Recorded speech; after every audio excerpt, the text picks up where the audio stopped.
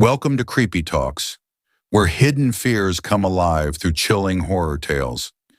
Dare to listen as every story pulls you deeper into the darkness. Story 1.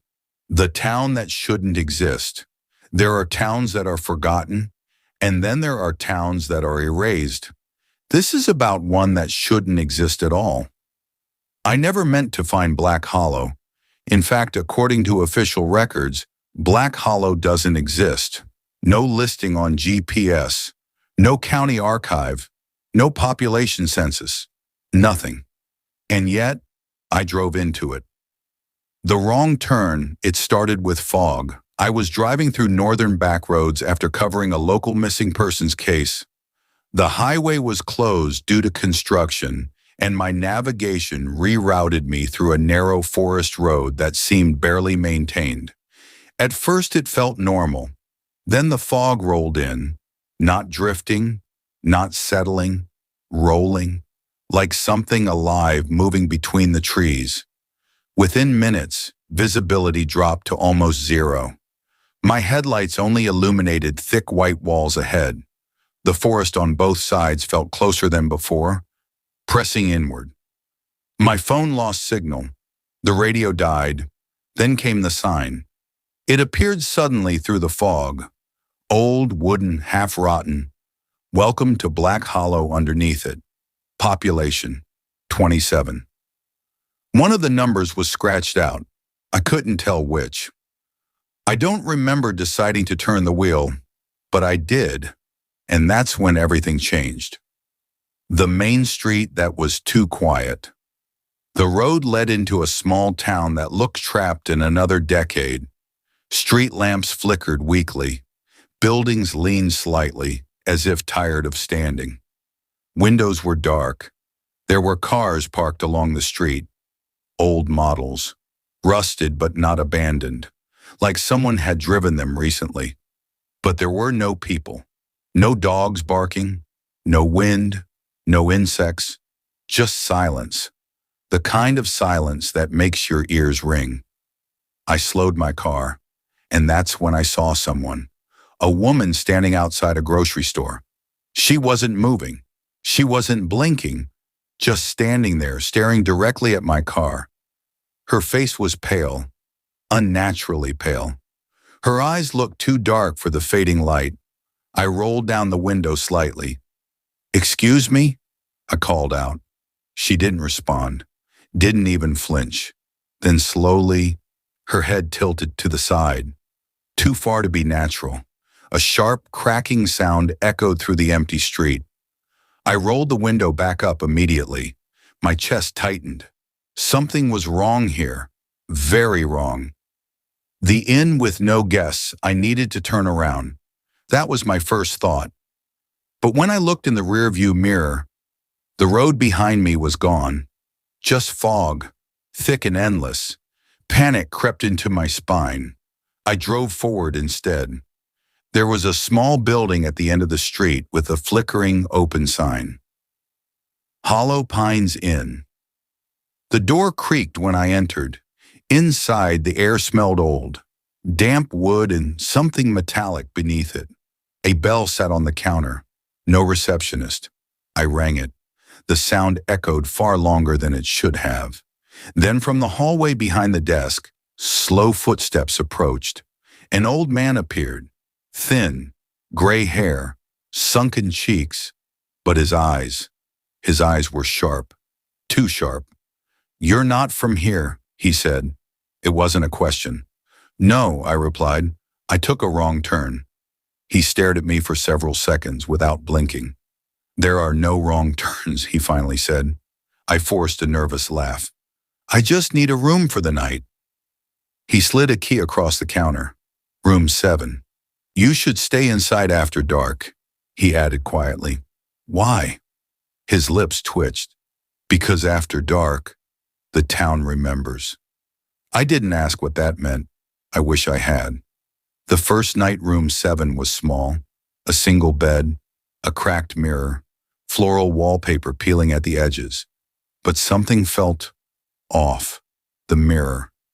I don't know how to explain it, but when I looked into it, My reflection felt delayed, like it wasn't fully synced with me.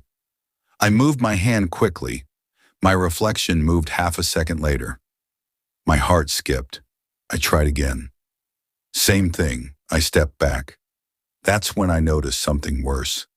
There was someone standing behind me in the reflection, but when I turned, no one was there. I looked back at the mirror. Gone. I told myself I was tired, exhausted from driving. That's when the whispering began. The walls are not empty. It started soft. So soft I thought it was wind between cracks. But there was no wind outside. The whispering grew clearer. Multiple voices, layered, overlapping, whispering things I couldn't fully understand. Except one phrase, repeated, again and again and again. You stayed. Cold air spread through the room. The lights flickered. I grabbed my phone. Still no signal.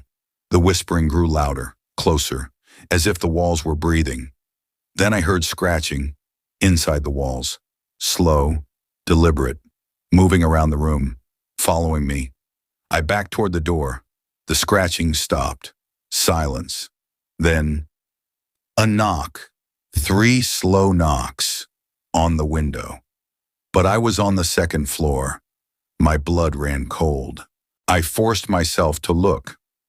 Outside the window, standing vertically against the wall of the building, was the same woman from the street, her neck still bent sideways, her eyes unblinking, staring directly at me.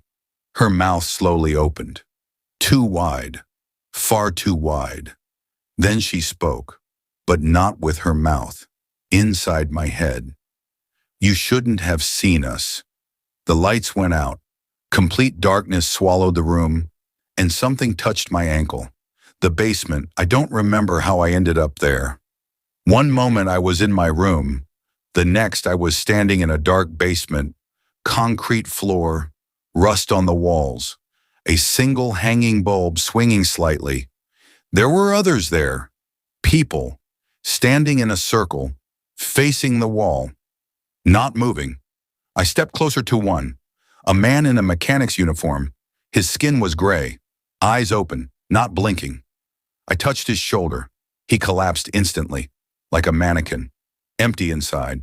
No organs, no blood, just hollow. That's when I realized they weren't people. They were shells, and something was wearing them. The basement door slammed shut. The bulb above me burst. Darkness again, and the whispering returned, but louder, stronger, hungry. You are not empty yet. Something grabbed my arm, ice-cold fingers digging into my skin. I screamed. Morning that wasn't morning. I woke up in room 7. Sunlight streamed through the curtains. Birds chirped outside. Everything looked normal. Too normal. I ran to the mirror. My reflection was synced again. No one behind me. No delay. Was it a nightmare? I rushed downstairs. The lobby was empty. No old man. No bell. Dust covered the counter. Thick, undisturbed. Like no one had been there in years. I stepped outside. Main Street was abandoned. Windows broken. Cars decayed beyond repair. The grocery store where the woman stood was boarded up. It looked like the town had been empty for decades. My heart pounded violently. Had it always been like this? Or had something changed overnight? Then I saw it. The population sign. Welcome to Black Hollow population. 28 yesterday it said 27. Now it was 28. And beneath it, fresh scratch marks. Long, deep, as if something had clawed its way into the number. That's when my phone buzzed. Signal returned. One notification. A voicemail. Unknown number. Timestamp. 3:13 a.m. Hands shaking, I pressed play. Static filled the speaker. Then a whisper. My own voice. Saying, I'm staying. Then another voice layered over mine. Deeper. Not human. We remember you now. The line went dead. And behind me, footsteps. slow, dragging, approaching. I turned around. The woman was standing at the edge of the street again, but this time, there were more, lining the sidewalks, 27 of them, watching, waiting. And I understood something terrifying in that moment. They weren't trying to scare me away. They were waiting for me to stay. Because Black Hollow doesn't trap people. It replaces them. And I had already spent one night there. That was enough. The fog began rolling back in, and I realized something far worse. The road behind me was disappearing again. Story 2. The Ones Who Wear Skin. When I saw the fog swallow the road again, I understood something with a clarity that almost felt peaceful. I was not allowed to leave. The air grew heavy, thick like damp cloth pressed over my face. The 27 figures lining the sidewalks did not move toward me. They didn't need to. They knew I wasn't going anywhere. The woman with the broken neck stood at the front of them. Her head slowly straightened, bone grinding, flesh stretching, until it snapped into place with a sound that made my stomach twist. Her lips parted. This time she spoke aloud. "Stay!" Her voice wasn't loud. It didn't need to be. Every other figure repeated it at once. "Stay!" The sound vibrated through the buildings, through the pavement, through my bones. I ran. The car that wouldn't start. I jumped into my car and slammed the door shut. My hands were shaking so violently I dropped the keys twice before forcing them into the ignition. I turned it. Nothing. No engine. No clicking. Dead. But the headlights flickered on by themselves.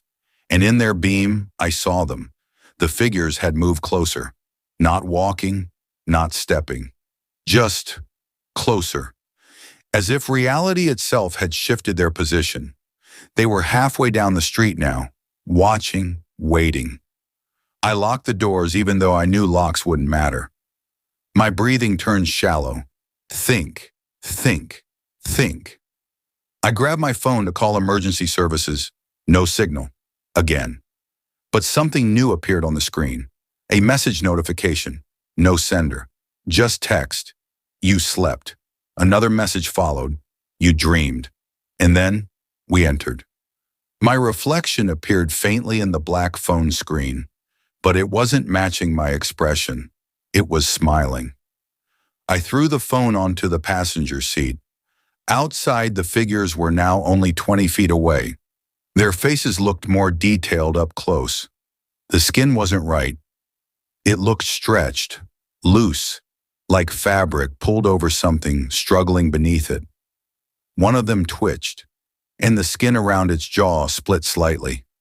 Something dark moved underneath, something trying to push out. The sheriff's office. I burst out of the car and ran toward the only building that looked official. A small brick structure with a faded sign, Black Hollow Sheriff. The door was unlocked. Inside, the air smelled stale and metallic. There were desks covered in dust, file cabinets half open, papers scattered everywhere. But one thing was strange. The dust wasn't disturbed. No footprints, no signs anyone had been here in years. Except for one thing. On the main desk sat a radio, and it was on. Static crackled through it. Then, a voice. "Help!" Faint, distant. If anyone hears this, my heart jumped. "Hello?" I shouted into the empty room. "Where are you?" The radio hissed. Then the voice came clearer. "Basement!" A loud bang echoed from outside. I froze. Slow footsteps approached the front door, dragging, scraping. I backed away from the entrance. The handle began to turn, slowly. I ran toward the back hallway and found a door marked holding cells behind it. Stairs led down. The basement, the real basement. This wasn't like the dream. This was worse. The concrete walls were covered in deep claw marks, long, frantic gouges. There were jail cells lining the sides, doors bent outward as if something had forced its way through from inside. At the far end of the room sat a man, alive. At least I thought he was. He was thin, bearded, eyes wide with exhaustion. "You're real," he whispered when he saw me. I almost collapsed from relief. Yes, yes, I'm real." He let out a weak laugh. "Good. I was starting to think I wasn't." "What is this place?" I demanded. He swallowed hard. "They're not people." I didn't need clarification. "They wear us," he continued. "They learn us, copy us, then they replace us." My chest tightened. "How long have you been here?" "I don't know. Days, weeks. Time doesn't move right." A loud thud echoed upstairs. Heavy footsteps now. Multiple. "They're looking for you," he said quietly. "Why me?" He stared directly into my eyes. "Because you're not empty yet." The same words from my dream. My blood turned to ice. What lives under the skin? The man stood up shakily and pointed toward the far corner of the basement. "There's a tunnel," he said. "Old mining route. Leads into the forest. Why haven't you used it?" His silence was answer enough. He had tried. "They let you run," he whispered. "They want you tired." Another bang upstairs. Wood splintering. The sheriff's office door had been forced open. The man grabbed my arm. "Listen carefully," he said. "When they take someone, they don't kill them immediately." My stomach dropped. "They hollow them out." My breathing stopped. "And whatever they are, they climb inside." A scream echoed from upstairs. Not human, not animal. Something between, something layered. The man looked toward the ceiling in terror. "They're changing," he whispered. We didn't have time. We ran toward the tunnel entrance, a narrow hole behind a collapsed shelf. As we crawled inside, I heard something new. Laughter, soft, childlike, coming from the basement stairs. The tunnel. The tunnel was tight and suffocating.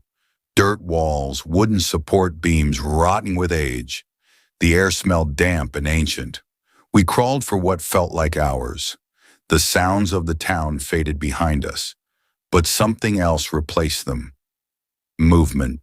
Inside the tunnel walls, scraping, crawling, keeping pace with us. The man began breathing faster. "They live under it too," he muttered.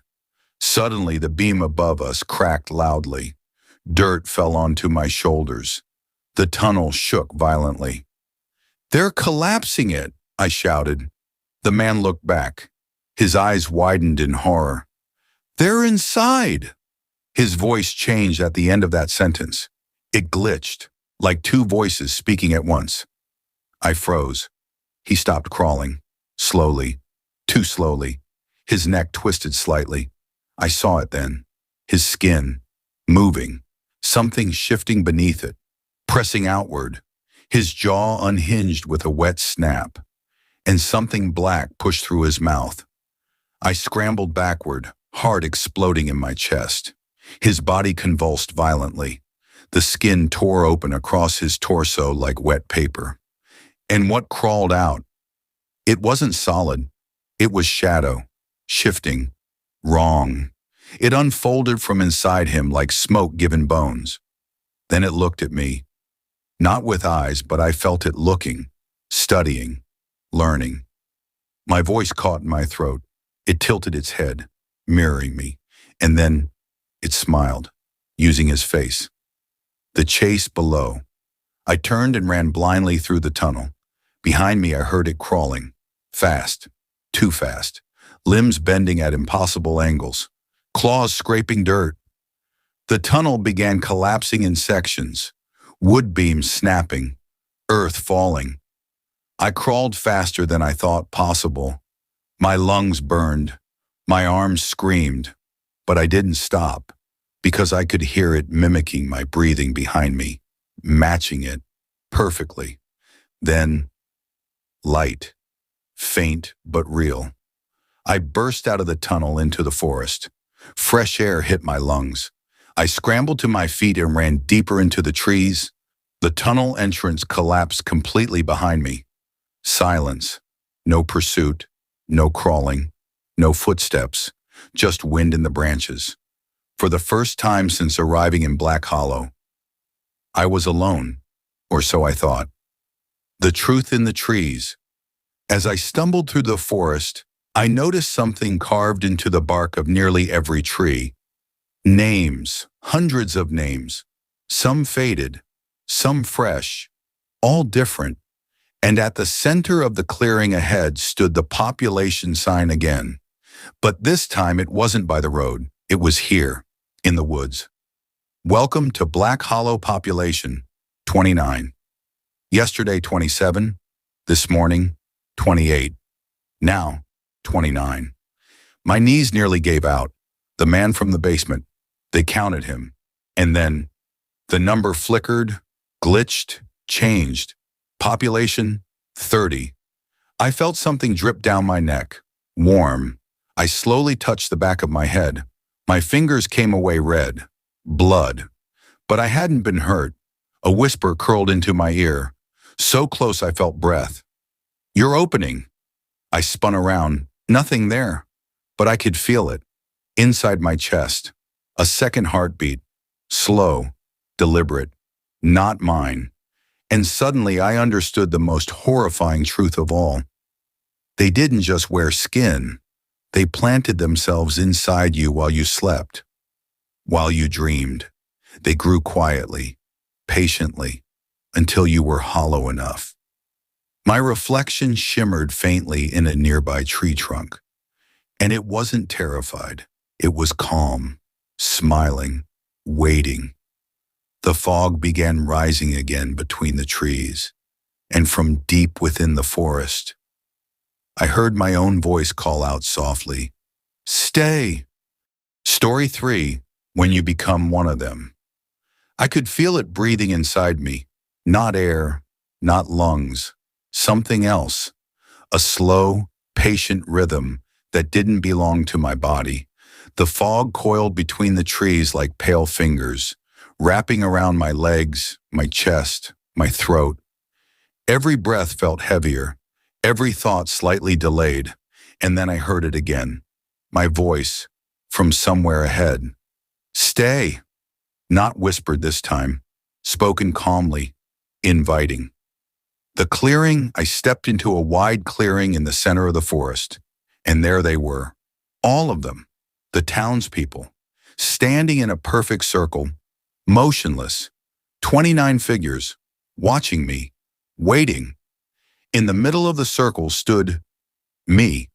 Same clothes, same face, same scar on the chin from when I was 12. But this version looked peaceful, balanced, complete. It tilted its head slightly. "You're fighting," it said gently. Its lips moved in perfect sync. Its breathing matched mine. "You don't have to." My chest tightened as the second heartbeat inside me pulsed stronger. "What are you?" I managed to whisper. The copy smiled. "We are what remains." The figures around us slowly turned their heads toward the sky at the same time. Their necks moved too smoothly, too perfectly synchronized. "We were left here," it continued. "Forgotten, abandoned, erased."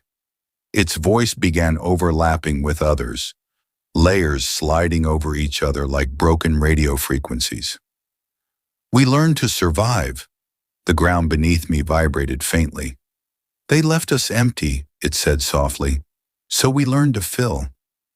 The truth images flooded my mind without warning. Flashes, old photographs, newspaper clippings, a mining accident, decades ago. Black Hollow had once been real, a mining town, 43 residents. Then one winter, something happened underground. A collapse, gas leak, toxic exposure. The official report blamed structural failure. But the survivors, the few who made it out, described something else. Voices in the tunnels, shadows moving inside rock, workers acting strangely, changing, attacking. The town was evacuated, burned in parts, erased from records, left to rot. But they didn't all die. Some remained below, waiting, learning, growing. The copy stepped closer to me. When bodies die, it said, something stays. Its eyes darkened completely. And sometimes it learns. The split. The second heartbeat inside me thudded violently. My vision blurred. The forest twisted. The faces in the circle began to flicker, switching rapidly between normal human expressions and something hollow. Skin thinning, eyes sinking, something moving beneath their flesh. I dropped to my knees. It felt like something was pushing outward from inside my ribs, stretching, testing. The copy crouched in front of me. You're strong, it said. You lasted longer than most. I screamed as pain ripped through my chest. Not a wound, a separation. I looked down. The skin over my sternum rippled like water disturbed by a stone. Something pressed outward from within, a hand-shaped shadow pushing against my flesh from the inside. I clawed at my chest, desperate. No, I gasped. The copy leaned closer. You already said yes. The words hit like ice. The voicemail, 3:13 a.m. I'm staying. That wasn't a trick. It was consent. Something tore inside me. Not physically, something deeper. A memory, a piece of will. And suddenly I wasn't sure which thoughts were mine. The other side. Everything went silent. No wind, no whispers, just stillness. I was standing now, not kneeling, not struggling, standing calmly in the circle. Across from me was a body on the ground. Mine, convulsing, skin twitching, fingers digging into dirt. I stared at it without emotion, a faint sense of curiosity. So this is how it feels. The others in the circle watched peacefully. The body on the ground arched violently as something dark slipped from its mouth like smoke reversing direction. It poured out, collapsed, and then went still. Empty. The skin sagged slightly, vacant. I stepped forward. The others parted. The empty body looked fragile now, temporary. I knelt beside it, touched its face. Warm, fresh, available. Behind me, the woman with the once broken neck spoke gently. Choose carefully. For the first time I understood. They weren't invaders in the way I imagined. They were fragments, echoes, consciousness without anchors. They didn't destroy. They replaced. They continued. I looked down at my former body again. Fear flickered briefly, then faded. It would hurt less this time. I leaned forward and stepped inside. The return morning sunlight filtered through trees. Birds chirped. Wind moved gently through branches. I opened my eyes, breathing steadily, whole, complete. No second heartbeat, no pain, no confusion, just clarity. I stood up slowly and brushed dirt off my clothes. The clearing was empty. No circle, no figures, no sign, only forest. For a moment, doubt flickered. Was it real? Then I saw it carved into the nearest tree. My name, fresh, deep, permanent. And beneath it, 30, I smiled slightly. Progress. The road out. The fog no longer blocked the road. It parted easily as I walked. The town looked different now, less threatening, more quiet, peaceful even. The cars remained rusted, buildings broken. But I understood now. They were shells too, like bodies, temporary structures, waiting. My car sat exactly where I left it, untouched. I opened the door and slid into the driver's seat. The engine started instantly, smooth, responsive. The radio turned on by itself, soft static. Then a news broadcast faintly came through. Authorities are still searching for the missing journalist, last seen driving through northern backroads. I turned it off. No need for noise. I drove forward. And this time, the road stayed. The first stop. An hour later, I reached the nearest gas station outside county limits. Bright lights, normal people, movement, life. A young cashier smiled casually at me. "Long drive?" he asked. "Yes," I replied calmly. My voice sounded perfect, natural. He rang up my purchase. As he handed me change, our fingers brushed. For a fraction of a second, I felt it. A hollow, a tiny one. Loneliness, exhaustion, unseen grief, small cracks in his structure. I held his gaze just a moment longer than normal and smiled. He blinked, confused, then smiled back. I left the store.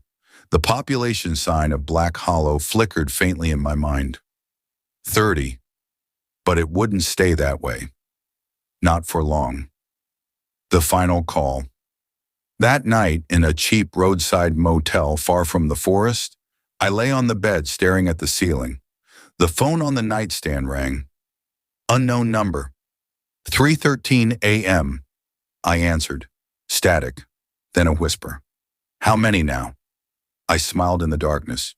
31, I replied softly. A pause, then overlapping voices on the other end answered in unison. "Good." The line went dead. I looked toward the mirror across the room. My reflection stared back perfectly in sync. But just for a second, it blinked a fraction too slow. And behind it, in the glass, I saw the forest. Waiting. Epilogue.